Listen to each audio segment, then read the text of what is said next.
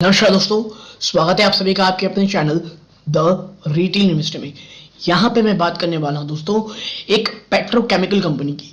और यदि आप पेट्रोकेमिकल कंपनीज को ट्रैक कर रहे होंगे तो आपको पता होगा जो पिछला क्वार्टर गया वो आप कह सकते हैं किसी बुरे सपने से खराब नहीं था, किसी बुरे सपने के समान था निवेशकों के लिए, क्योंकि जो इनके नेट प्रॉफिट्स थे ये ऑलमोस्ट वाइप्ड आउट हो चुके थे।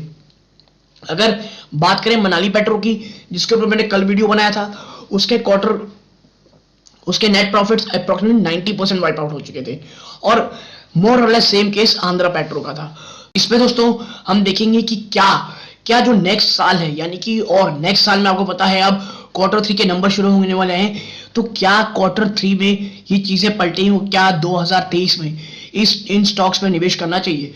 तो सीधा आपको लेके चलता हूँ शेयर प्राइस के। उससे पहले दोस्तों, अगर आप इस चैनल पहली बार आए हैं प्लीज सब्सक्राइब का बटन दबा दे, वीडियो अच्छी लगती हो लाइक जरूर कीजिएगा। तो अब विदाउट वेस्टिंग टाइम सीधा लेके चलता हूं शेयर प्राइस की तरफ। देखिए आंध्रा पेट्रोकेमिकल्स लिमिटेड, ठीक है दोस्तों, Andhra petrochemical limited stock more or less flat रहा है दोस्तों, ठीक है, यहां पे फ्लैट सी कारोबार हुई है।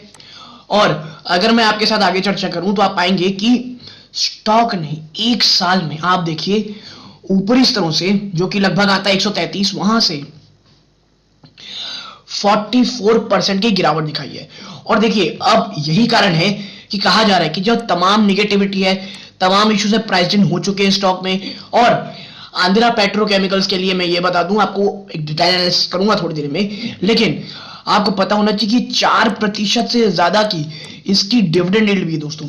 जी हाँ दोस्तों, 4% से ज्यादा ये स्टॉक डिविडेंड यील्ड भी रखता है, ठीक है। और अब आप कह लीजिए, 1 सेकंड मैं आपको दिखाता हूं कि अब ये थोड़ा ना टाइम स्पेंड करने की कोशिश कर रहा है दोस्तों। आप देखिए इधर ये जो इसके लेवल है ना, ये देखिए ये जो इसका है सपोर्ट लेवल, ये अब आप कह सकते थोड़ा अच्छा सपोर्ट बनने का काम कर रहा है।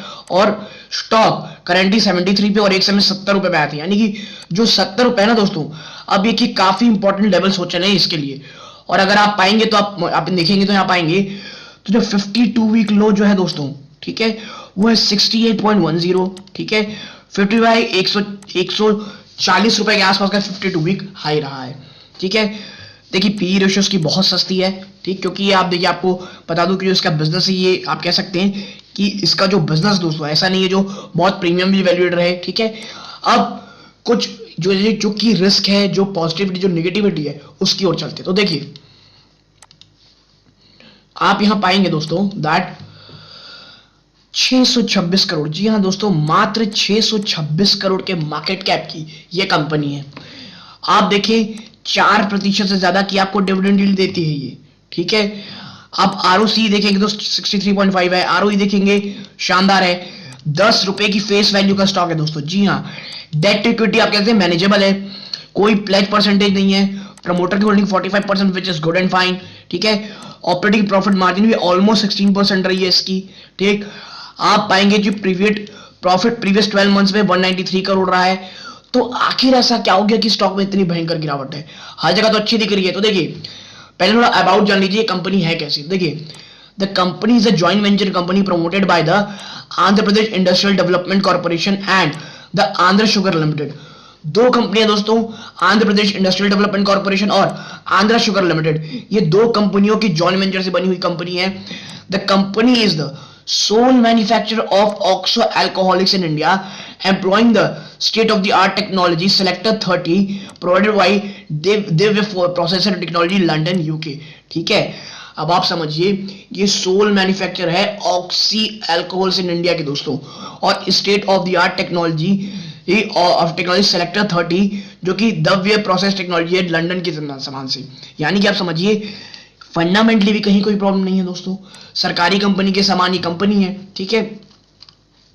और जब मैं नीचे जाऊंगा ना तो आपको एक इंटरेस्टिंग चीज देखने को मिलेगी, कोई भी काउंट्स नहीं है। जी हाँ दोस्तों, नेगेटिविटी के नाम पे कुछ भी नहीं है इसमें। स्टॉक शानदार डिविडेंड यील्ड देता है 4% ज्यादा की, delivered growth profit of 108% CAGR और लास्ट 5 पिछले 5 सालों में 108% के सीजीआर से बढ़ी हुई कंपनी है। कंपनी का ग्रोथ रिटर्न ऑन इक्विटी जो आरओई है, रिटर्न इक्विटी, वो बहुत शानदार रहा है 35.5% का। यानी प्राइमा फेसी आप देखेंगे तो स्टॉक बहुत शानदार रहा है। लेकिन इस कंपनी का जो रिजल्ट रहा दोस्तों, कौन सा क्वार्टरली रिजल्ट, वहां पे सब चीजें खराब हो गई दोस्तों। क्या हो गई खराब? सेल्स आप देखिए तो 246 से घट के मात्र 92 करोड़ रही। खर्चे बहुत भयंकर बढ़ गए, 111 करोड़। यानी कि जो आप पाएंगे यहाँ पे जो ऑपरेटिंग प्रॉफिट था वो गायब हो गया, -19 करोड़ हो गया दोस्तों। ठीक है, और उसके बाद अगर मैं आपको दिखाऊं तो स्टॉक ने ऑपरेटिंग प्रॉफिट मार्जिन -20% का रहा। कितना? -20% का। और उसके बाद जो नेट प्रॉफिट निकल के आता है दोस्तों वो रहेगा -16 करोड़। यानी आपको लॉस हुआ है। क्या इतिहास में कभी ऐसा हुआ है? जी हाँ दोस्तों, आप मार्च 2020 का एक बार इनका ट्रैक रिकॉर्ड देखिए। स्टॉक ने -24% ऑपरेटिंग मार्जिन रहा, जो उसके बाद -20% पे आया। ठीक है, उसके बाद देखिए तो 4% पे रहा। यानी आप समझिए पेट्रोकेमिकल का जो बिजनेस होता है एक साइक्लिकल बिजनेस होता है दोस्तों। ठीक है, ये चीज प्लीज अपने दिमाग में रखिएगा। और उसके बाद आप देखिए जो इसने शानदार रैली दिखाई है, ये देखिए फिर एक झटका से मिलता है फटाक से सितंबर में। यानी कि अब मुझे लगता है वापस से इतिहास रिपीट किया जा रहा है और ये जो आने वाला साल रहेगा ये काफी हद तक अच्छा रह सकता है। ठीक है, और अगर हम नीचे चले दोस्तों और देखिए कि भाई इसका कोई आप कह सकते हैं कोई डिविडेंड यील्ड क्या रहा है, उससे पहले आप थोड़ा ये देख ली बैलेंस शीट। 419 करोड़ का कैश है, मात्र 81 करोड़ का इनके पास रिजर्व है। यानी 419 करोड़ का रिजर्व है और मात्र 81 करोड़ रुपए के पास इनके पास लाइबिलिटी, यानी शानदार ऑप्शन।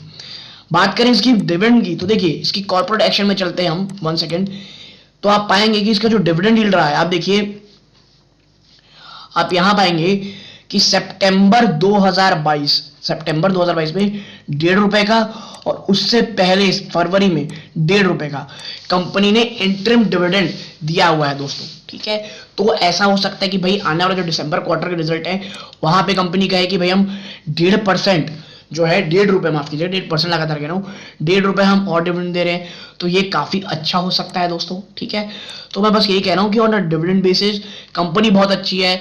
हाँ प्रॉब्लम है लेकिन आने वाले समय चीजें शायद ठीक होती दिखाई दें। शेयर होल्डिंग पैटर्न इसमें हम नजर डालेंगे ना तो इसमें आपको देखने को मिलेगा कि FIIs और DIIs इसमें बिल्कुल भी इंटरेस्टेड नहीं है दोस्तों। FIIs कुछ भी आप कहें थोड़े बहुत अपनी बढ़ाई थी 0.5 से 0.3 रखा, अब धीरे धीरे वापस से बढ़ता चला जा रहा है दोस्तों। ठीक है, ये इससे घटा 0.35 फिर 0.35 रहा। प्रमोटर लगातार अपनी होल्डिंग कांस्टेंट रखे हुए हैं। बात करें पब्लिक की, भाई सबको माल बेचेंगे तो कौन खरीदेगा? पब्लिक, तो पब्लिक इसमें माल रखी हुई है। ठीक है, और इतना ही नहीं दोस्तों, अगर मैं आपको दिखाऊं एक चीज तो पब्लिक में अगर आप बढ़ाएंगे तो लक्ष्मी नारायण टी और बोला रोमेश कुमार ये सब इनमें नाम है। FIIs अगर मैं करूं तो यहाँ कोई नहीं दिखेगा, DIIs में कोई नहीं दिखेगा। प्रमोटर कौन है? तो देखिए प्रमोटर दो सबसे बड़े हैं, आंध्र शुगर लिमिटेड और दूसरी है Andhra Pradesh industrial development corporation, यानी सरकारी कंपनी है दोस्तों। ये चीज ध्यान रखें और यहां से जो रिटर्न देगी वो भी इस प्रकार देगी। लेकिन मुझे लगता है कि तमाम जो इशू है, तमाम जो नेगेटिविटी है वो प्राइस इन हो चुकी है। आने वाला क्वार्टर थर्ड के नंबर्स ये बहुत इंपॉर्टेंट रहेंगी ये डिसाइड करने के लिए कि यहां से स्टॉक किस तरह आगे जाएगा। अगर आप एक थोड़ा बहुत रिस्क ले सकते हैं तो इन स्तरों पे दोस्तों खरीदारी कर सकते हैं, वरना अगर कोई फर्दर गिरावट होती है तो वो खरीदारी का मौका हो सकता है। मुझे लगता है ₹50 वो ये लेवल्स है दोस्तों जहां पे ये स्टॉक अगर जाता है तो as a long term investor बहुत बहुत शानदार लेवल्स होंगे। तो यदि आप स्टॉक में निवेशित या निवेश की सोच रहे हैं और ये वीडियो आपकी काम आई हो, प्लीज वीडियो को लाइक कीजिएगा, चैनल पहली बार आए सब्सक्राइब कीजिएगा। यहां तक जुड़े रहे इस बात का बहुत बहुत धन्यवाद। ये इस वीडियो का अंत है। जय हिंद दोस्तों।